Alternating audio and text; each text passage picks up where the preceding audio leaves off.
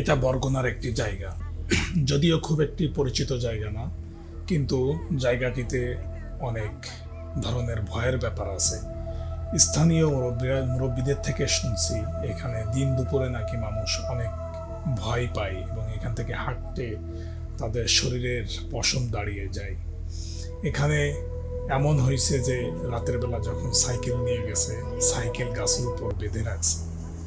এবং এখানে একসময় জমিদার, হিন্দু জমিদারেরা বসবাস করত।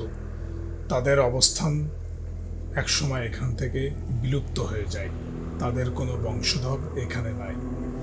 এক্স্যাক্টলি জায়গাটির নাম আমার মনে নাই, কিন্তু বেশ কিছুদিন আগে আমি এইখানে একটা কাজের সুবাদে গিয়েছিলাম এবং এখানে ঘুরতে বের হই। যখন ঘুরতে বের হই তখন স্থানীয় কিছু মানুষ আমার সঙ্গে ছিল।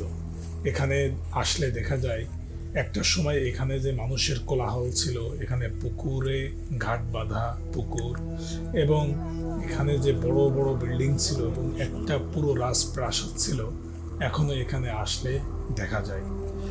এখন এখানে বড় বড় সাপ এবং ভয়ঙ্কর রকমের পোকামাকড় পোকামাকড়ের ভয় আছে এখানে।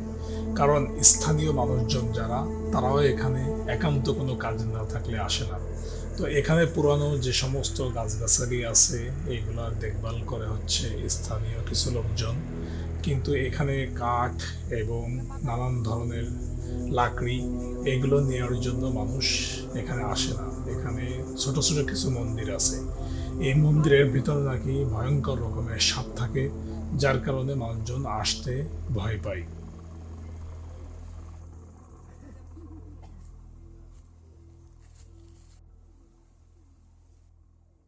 বলবে যে আপনি কোথায় আসছেন। মানে বাসায় বাসায় গেলে তাই হ্যাঁ, আপনাদের খুলনা থেকে।